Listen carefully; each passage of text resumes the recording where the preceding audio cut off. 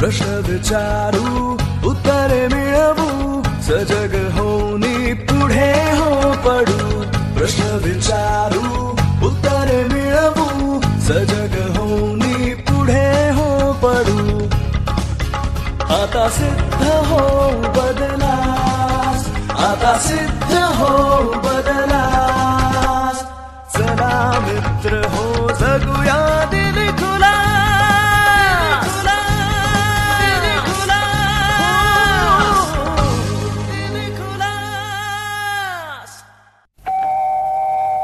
श्रोते हो नमस्कार.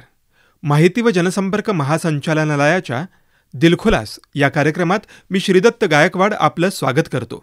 श्रोते हो, मराठी भाषेच्या जतन व संवर्धनासाठी शासन स्तरावर सातत्यानं प्रयत्न करण्यात येत आहेत. यासाठी दरवर्षी भाषा संचालनालय, मराठी भाषा विभाग यांच्यामार्फत 14 ते 28 जानेवारी या कालावधीत मराठी भाषा संवर्धन पंधरवड्याचं आयोजन करण्यात येतं. या पंधरवड्यामध्ये मराठी भाषेतील साहित्य, संस्कृती आणि इतिहास भावी पिढीला कळावा यासाठी विविध उपक्रम आणि कार्यक्रमांचं आयोजन केलं जातं.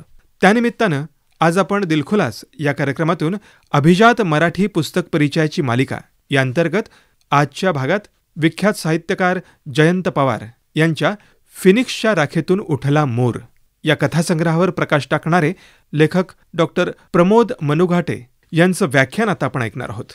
नमस्कार. जयंत पवार यांच्या फिनिक्सच्या राखेतून उठला मोर या कथासंग्रहाविषयी मी आज आपल्याशी बोलणार आहे. लोकवामय गृह या प्रकाशन संस्थेने हा कथासंग्रह 2010 प्रसिद्ध केलेला आहे आणि या संग्रहाला 2012चा साहित्य अकादमीचा पुरस्कार प्रदान करण्यात आला होता. जयंत पवार हे काही तसे बहुप्रसवा लेखक नव्हते. त्यांनी फार मोजकी पण महत्त्वाची आणि मराठी साहित्यावर त्यांच्या नावाची मोहर उमटविणारी साहित्य निर्मिती केली आहे.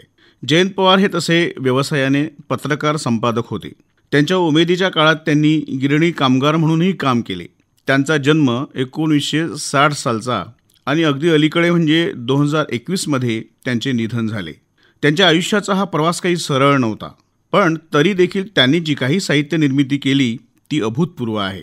त्यांच्या नावावर आज 5 नाटकं, 4 कथासंग्रह, 3 एकांकिका संग्रह आणि त्यांची काही भाषणं व मुलाखती उपलब्ध आहेत. मराठी साहित्यात त्यांची कथाकार, नाटककार, नाट्यसमीक्षक आणि एक परिवर्तनवादी विचारवंत म्हणून ओळख आहे. जयंत पवार यांनी विविध प्रकारात लेखन केले असले तरी त्यांना नाटककार म्हणून मोठी मान्यता मिळाली होती. मराठी रंगभूमी मुळापासून बदलून टाकणारी नाटके त्यांनी लिहिली होती. त्यांच्या अधांतर या नाटकाने तर एक इतिहासच घडवला होता. एकेकाळी महाराष्ट्राच्या ग्रामीण भागातील भूमिहीन, अल्पभूधारक आणि वंचित लोक मुंबईत कामाच्या शोधात आले होते. मुंबईतील कापड गिरण्यांमध्ये ते कामगार म्हणून कामाला लागले. गिरणगावसारख्या वस्त्यात त्यातून अस्तित्वात आल्या, पण पुढे जगाचे अर्थकारण बदलले. या प्रश्नांच्या उत्तरातूनच जयंत पवार यांचे अधांतर हे नाटक आले आहे आणि या प्रश्नांच्या उत्तरातूनच फिनिक्सच्या राखेतून उठला मोर या कथासंग्रहातील कथाही लिहिल्या गेल्या आहेत. या संग्रहात एकूण 7 कथा आहेत. जयंत पवारांनी सन 2000 नंतर कथालेखनाला सुरुवात केली. या संग्रहातील कथा 2002 ते 2009 या काळात लिहिलेल्या आहेत. या संग्रहाला समीक्षक निखिलेश चित्रे यांची प्रस्तावना आहे. ही प्रस्तावना देखील मराठी साहित्याच्या वाचकांसाठी एक मोठी उपलब्धी आहे. या दीर्घ प्रस्तावनेत चित्रे यांनी कथा या वाङ्मय प्रकाराची वैशिष्ट्ये सांगितली आहेत. जागतिक पातळीवर आज कथा हा वाङ्मय प्रकार कुठे आहे ह्याची फार चिकित्सक मांडणी केली आहे. जागतिक पातळीवरील महत्त्वाच्या कथाकारांचा आणि त्यांच्या कथांचा आढावा घेतलेला आहे. अखेरीस त्यांनी समकालीन भारतीय आणि मराठी कथेमागील प्रेरणांची नोंद केली आहे आणि त्या पार्श्वभूमीवर जयंत पवार यांच्या या संग्रहातील कथांचे महत्त्व आपल्याला सांगितले आहे. निखिलेश चित्रे प्रस्तावनेत लिहितात, जयंत पवार हे कथा या माध्यमाच्या नव्या शक्यता तपासून पाहणारे गंभीर लेखक आहेत. कोणत्याही चांगल्या लेखकाला पछाडणाऱ्या जन्म, मृत्यू, दुःख, क्रौर्य, हिंसा या गोष्टी पवारांच्या कथेत निव्वळ थीम्सपुरत्या मर्यादित राहत नाहीत, तर लेखकाच्या सतत सुरू असलेल्या चिंतनाचे विषय म्हणून समोर येतात. पवारांची कथा वाचकाला जगण्याच्या धुमश्चक्रीत मध्यभागी आणून उभे करते. आयुष्याच्या कोलाहलात एकमेकांमध्ये मिसळलेले आवाज कान देऊन ऐकण्याचा प्रयत्न करते. या कथा म्हणजे व्यक्तीच्या समाजात जगण्याचे दस्तऐवज आहेत. समाजात जगताना होणारे आनंद आणि त्रास त्यांच्या संपूर्ण व्यामिश्रतेसकट या कथा वाचकांपुढे मांडतात. आज मराठी साहित्यात पवारांची उपस्थिती आश्वासक आणि अधिक अपेक्षा निर्माण करणारी आहे. या संग्रहात फिनिक्सच्या राखेतून उठला मोर याच शीर्षकाची एक कथा आहे. या कथेत जयंत पवार बंद पडलेल्या गिरणगावच्या एका मिलमधील एका नमुनेदार कुटुंबाची शोकांतिका मांडतात. गिरणगावात फिनिक्स नावाची एक मिल होती, ती बंद झाली. त्याबरोबरच अशा प्रकारच्या गिरण्यांमधील कामगारांच्या संघटनाही नेस्तनाबूत झाल्या. या कामगार संघटना मुंबईतील साम्राज्यवादी भांडवलवादी जगातील शोषित पीडित समूहाच्या आशा आकांक्षाचे प्रतिनिधित्व करीत होत्या. महाराष्ट्राच्या राजकारणात या वंचित कष्टकरी समूहाच्या कामगार संघटनांची मोठी भूमिका होती.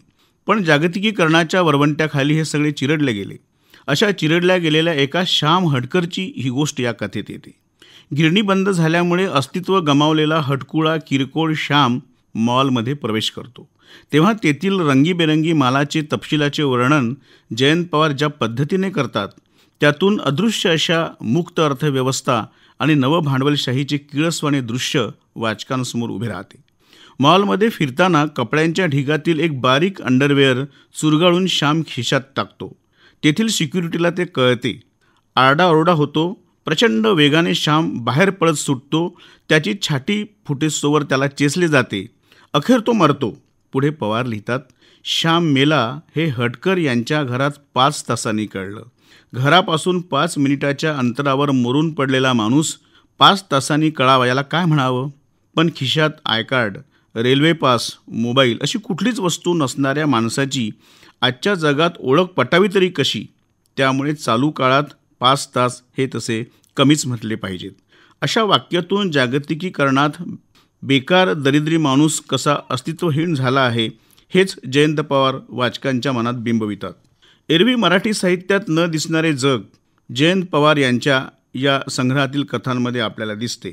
फिनिक्सच्या राखेतून उठला मोर ही या संग्रहातील कथांमध्ये हे जग आहे ते मुंबईतील अधोविश्वाचे आहे.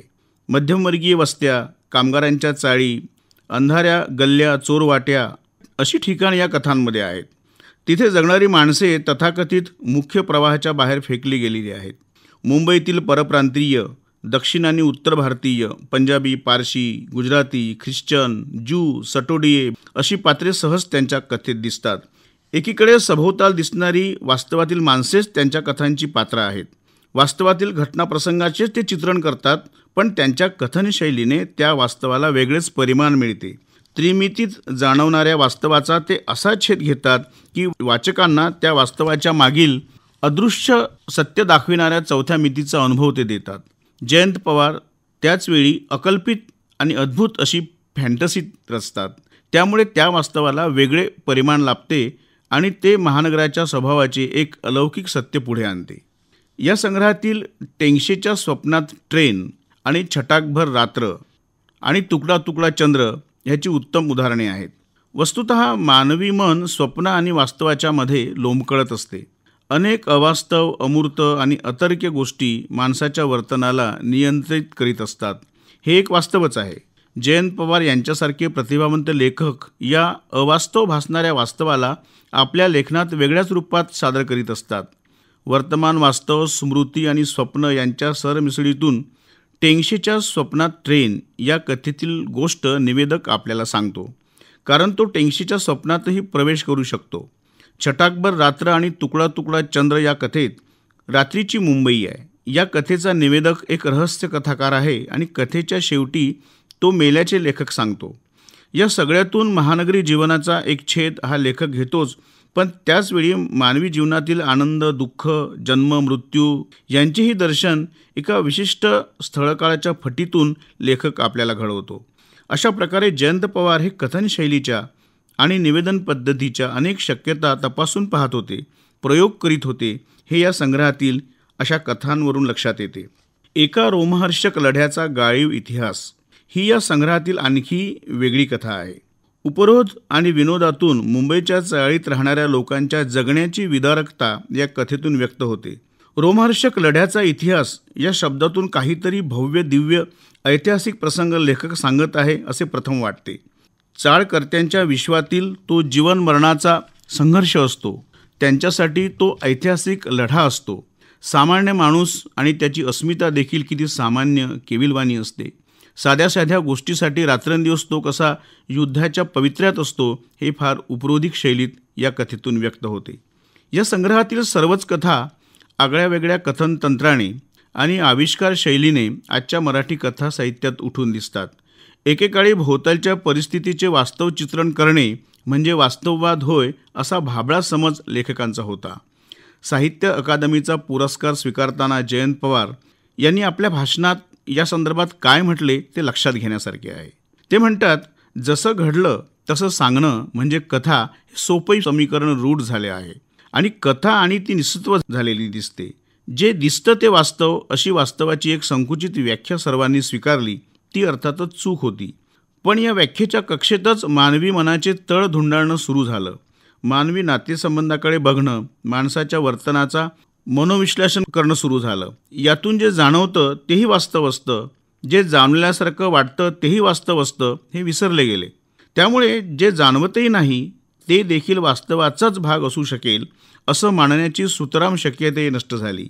अर्थात या समजुतींना छेद देणारं, विस्मयचकित करणारे कथालेखन करणारे मोठे लेखकही याच काळात होते. पण ते नेहमीच अल्पसंख्य राहिले. मला वाटतं कथा हा प्रकार गरीब, निष्कांचन आणि वंचित लोकांनीच जन्माला घातलेला असणार. जयंत पवार यांची प्रतिभेची झेप अमर्याद होती, कारण त्यांची जीवनाकडे आणि सृष्टीकडे पाहण्याची दृष्टी विशाल होती.